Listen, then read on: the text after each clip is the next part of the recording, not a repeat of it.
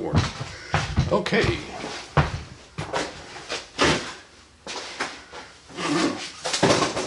Hi guys, I'm Cline, and it's May the 1st of 2020. That would be a Friday.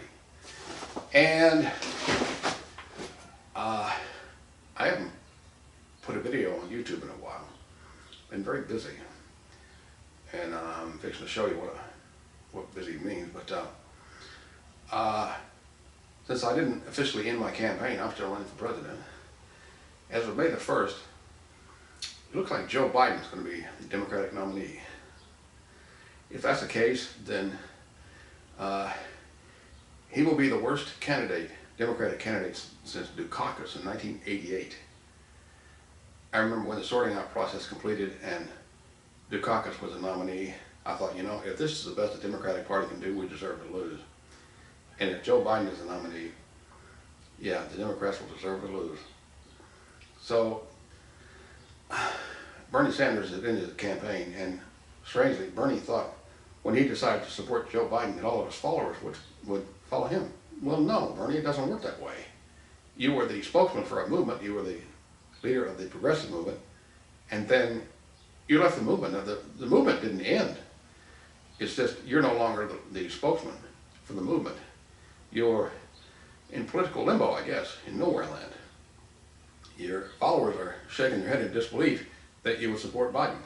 I mean, think about it, Bernie. You want to legalize marijuana, and when you say that, I believe you're totally sincere. Okay, Biden wants to keep putting people in cages because of marijuana.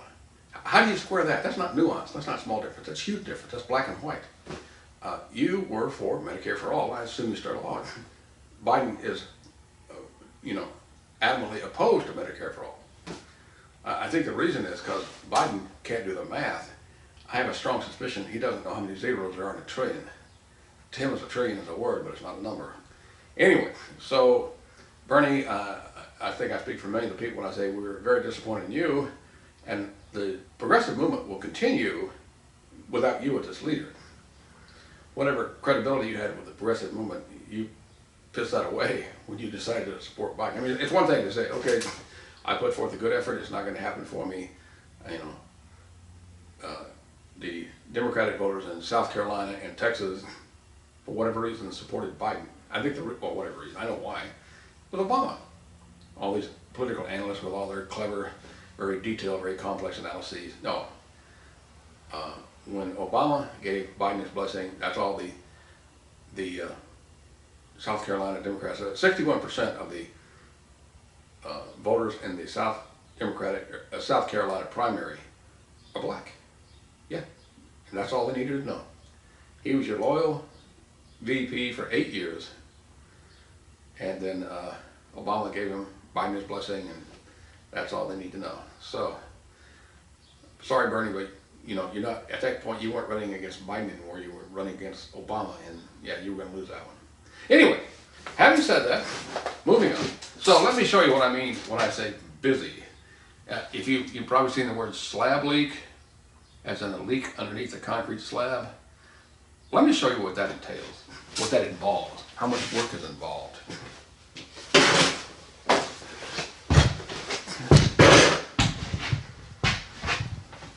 Now, you can see there's a hole chopped in the floor there, and I have a light. You can see that tunnel under there. That all had to be dug by hand. Yeah, filling up buckets. 2 men, one digging and one carrying the buckets outside. Now you can see it from another angle, and different viewpoint. Here's the room. I guess you'd call it not really, more like the den or dining room. And here's yet another angle. Yeah. Oh, and see that? You see the blue plywood and white plywood? There's another hole underneath there, about the same size, chopped through to gain access to the pipes. And now we're headed toward the garage. And here is the garage. And there is another hole. Yeah. And, whoa, okay. Now you can look down in there and see, you can't see the pipes from here, but they are down there. The thing flooded, so I had to pump all the water out, and now I'm drying it out. That's why that light is down there. That's a 6-foot ladder, so it gives you an idea. It's about 4 feet deep, enough space to work in.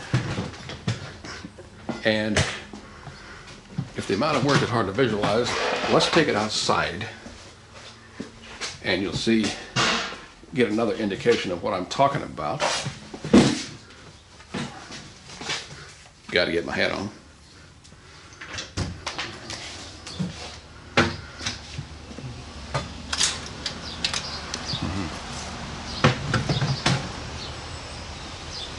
That's Sam, my neighbor's cat. Now, see that big dirt pile there? Yeah.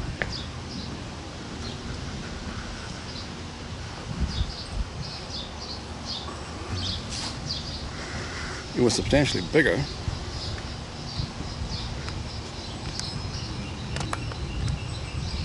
And, but I used some of it to backfill one of the holes.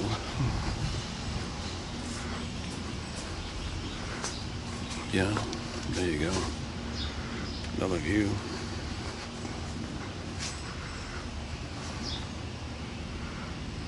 I know what you're thinking. World War I, right?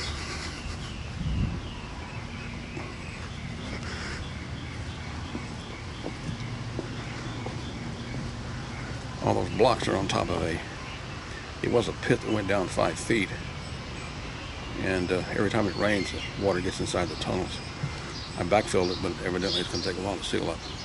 Anyway, so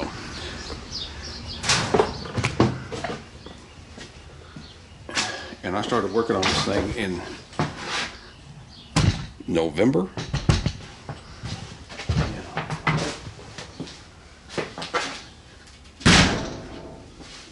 So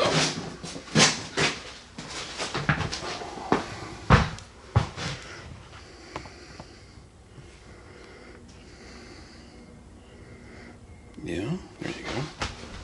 Hello. Well, it sounds good. So, back to politics. When I filed to run for president in May of 2019, and I put some videos on YouTube, and they got 0 views. So, anyway. I still think I'm the best candidate, the best qualified person to be president, but the voters have made a determination, and by a strange sequence of events, Biden wound up being, well, he, not official yet, but yeah, it looks pretty certain he's got a lock on him, which is interesting because Biden is suffering a cognitive decline, which is a polite way of saying he's losing his mind. Yeah. Biden got caught in 1988 plagiarizing. Yeah, the year that when we settled on Dukakis, Biden was a candidate, and he was doing all right, but he wasn't, really inspiring. Biden knew that, so he got a video footage of this speech by a British politician by the name of Neil Kinnock, a man who, Biden, if you're watching, let us agree, is far more gifted with the English language than you will ever be. Which is why you used his speech. You modified it to sound like it was your speech and your life you were talking about. And the crowd, standing ovation, thunderous applause. Yeah, which is what you wanted. And you used it for what, a couple of weeks? But then it was discovered that you had plagiarized Kinnock's speech. And, of course, senators have speechwriters. A speechwriter could have taken the speech and reworded it somewhat and concealed the true origins, but Biden was maybe worried that it wouldn't have the same effect. So he kept the speech pretty much intact. Yeah, and when it was discovered, forget the judgment of history, the judgment of comedy was even more rapid. Every night in his monologue, Johnny Carson would have another Biden joke or two. So after a couple of weeks of Biden being the laughingstock of America, he ended his campaign. Biden, he's a clever equivocator, right? I mean, he's a lawyer, but he couldn't equivocate his way out of that one, which is why he didn't run in '92. Because that was only 4 years. And that would still be fresh in the minds of everybody, which cleared the way for a then comparatively unknown governor of the great state of Arkansas by the name of Bill Clinton make his run, and we all know how that turned out. And although I was, along with millions of Vietnam veterans, bitterly opposed to Clinton, you know, life is filled with compromises, and nowhere is that more true than politics. So about June, July of '92, I reconciled myself to the fact that, yeah, the next president was probably going to be a draft dodger, and there were other issues of greater importance in the Vietnam War, which then was 22 years old. Yeah, ancient history. And a whole generation of young people, young men had come to maturity, old enough to vote, who had never served in the Vietnam War and didn't really care about it. Anyway, so I did wind up voting for Clinton twice, actually.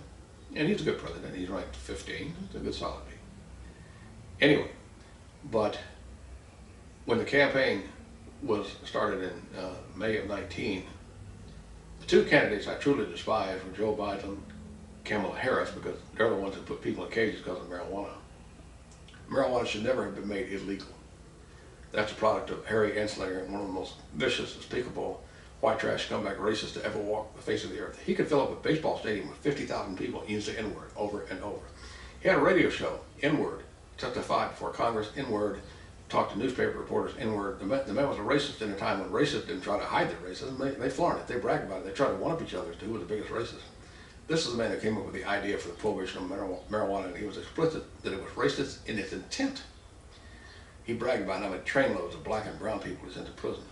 Yeah, he had to arrest 20,000 doctors to make them understand they were no longer to treat marijuana like it was medicine. Yeah, and the doctors took a hand, so they gave up on that. Anyway, so this is my video for May 1st, 2020. Thanks for watching. If I get any views. I know, unlikely, but not impossible.